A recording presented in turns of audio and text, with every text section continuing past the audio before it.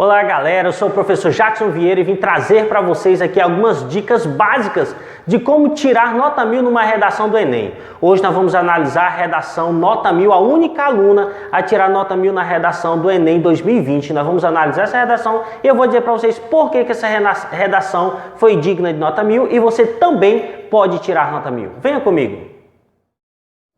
Tá, ok, então vamos agora analisar a redação da Júlia Vieira, Imperatriz, Maranhão, redação nota 1000, 2020.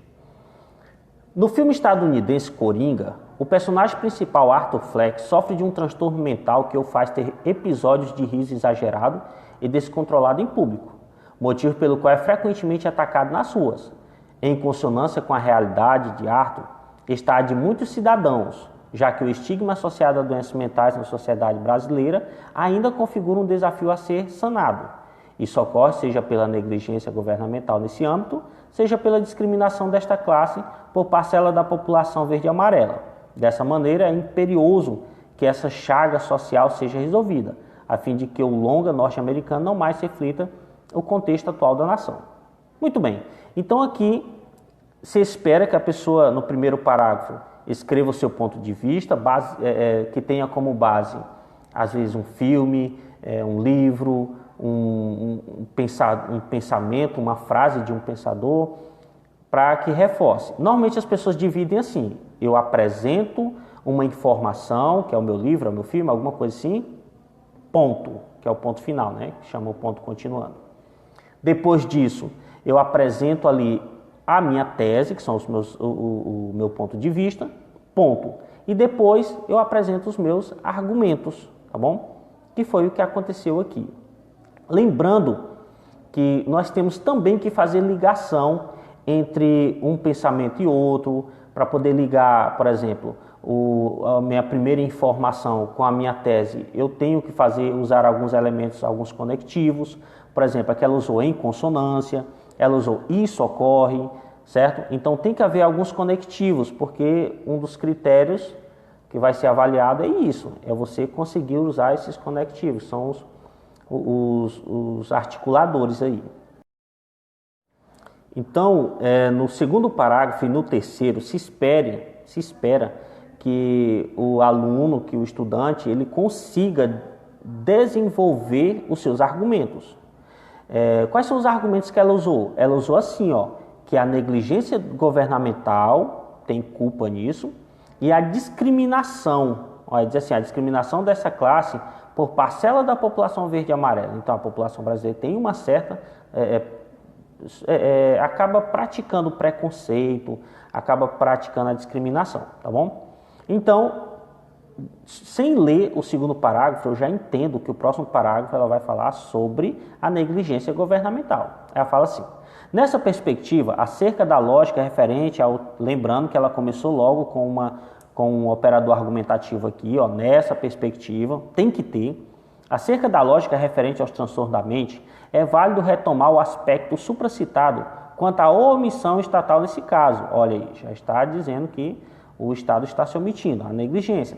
Segundo a OMS, a Organização Mundial da Saúde, claro que ela especificou o que era a OMS, o Brasil é o país que apresenta o maior número de casos de depressão da América Latina. E mesmo diante desse cenário alarmante, os tratamentos às doenças mentais, quando oferecidos, não são, na maioria das vezes, eficazes. Isso acontece pela falta de investimento público em centros especializados no cuidado com essas condições. Consequentemente, nós temos outro operador aqui, muitos portadores, sobretudo aqueles de menor renda, não são devidamente tratados, contribuindo para a sua progressiva marginalização perante o corpo social. Este quadro de inoperância das esferas de poder exemplifica a teoria das instituições zumbis. Olha aqui. Então, já dei uma informação aqui sobre instituições zumbis, do sociólogo Zygmunt Bauman, que as descreve como presentes na sociedade, mas não cumprem seu papel com eficácia. Outro operador argumentativo, desse modo, é imprescindível que para a refutação da teoria do estudioso polonês, essa problemática seja revertida. Pronto, falou só sobre a negligência do Estado. No terceiro parágrafo, se espera que ela fale agora sobre a discriminação que essas pessoas sofrem da população, certo? Então vamos lá. Paralelamente ao descaso das esferas, olha aqui, ó, paralelamente, operador argumentativo, é necessário. Ao descaso das esferas governamentais dessa questão, é fundamental o debate acerca da aversão de parte dos civis ao grupo em pauta, olha aqui, uma vez que ambos são impasses para sua completa socialização. Esse processo, mais um operador aqui, se dá pelos errôneos ideais de felicidade disseminados na sociedade com metas universais. Entretanto, olha aí, essas concepções segregam os indivíduos entre os fortes e os fracos, em que tais fracos geralmente integram a classe em discussão, dado que não atingem essas metas estabelecidas, como a estabilidade emocional.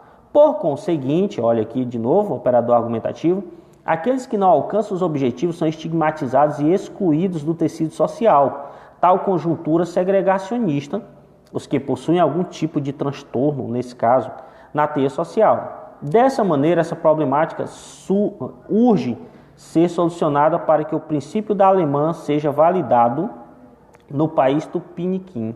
Sim? Então, olha, o terceiro parágrafo foi só para falar do argumento 2, do segundo argumento dela, que é essa questão da discriminação.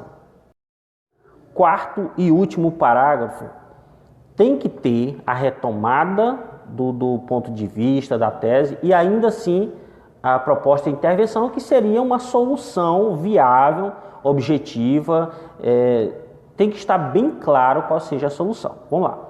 Portanto, são essenciais medidas operantes para a reversão do estigma associado às doenças mentais na sociedade brasileira.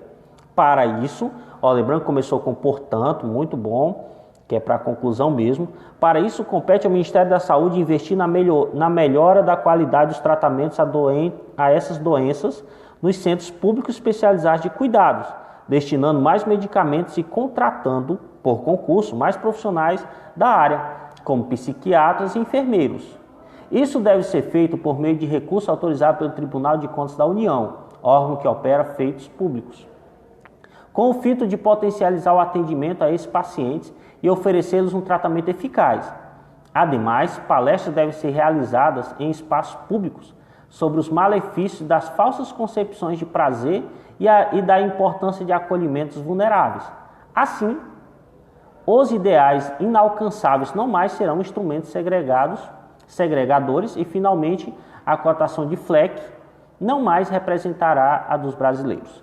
Então, ficou bem claro aqui que ela usou basicamente duas propostas de intervenção, já que ela apresentou dois argumentos. É obrigatório duas propostas? Não. Você pode escrever uma proposta só que engloba os dois problemas apresentados, os dois motivos pelos quais você acha que houve aquele problema. Certinho? Então, é uma redação nota 1000, digna de nota 1000. Não esqueça de curtir, de comentar. Comentem lá qual é o assunto que vocês querem que eu aborde na próxima aula, para que esclareça um pouco mais que o nosso objetivo aqui é ajudar você a tirar uma nota boa numa prova, na redação, numa prova do Enem, do vestibular. E até a próxima aula.